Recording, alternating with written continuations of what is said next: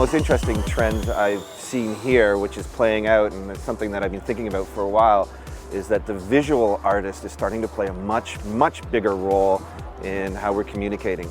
Nobody probably wants to admit this, but the creative director that came up this copy side of things had for traditionally been the holy grail.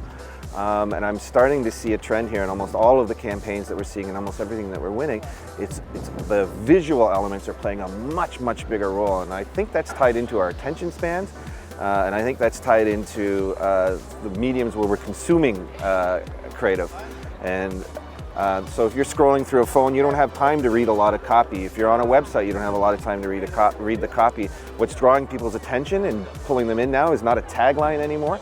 It's actually the visuals. And if you look at the creative here that we're seeing this week, there's always been great visuals, but we're starting to see a trend towards really amazing visuals.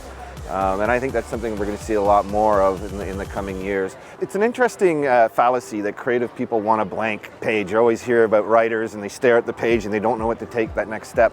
And I think AI and machine learning is just making the information that the creative people have that much tighter and we're seeing a higher success rate now in our campaigns, and we're able to say with a lot more higher degree of certainty, this will be successful.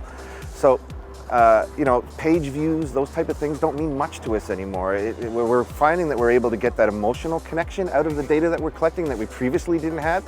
So before we'd say this person spent this much time on a page, this person did this, this, and this. Now what we're starting to get is not what they said, but how they said it or why they said it. So we're getting things like people's sentiment towards the engagement.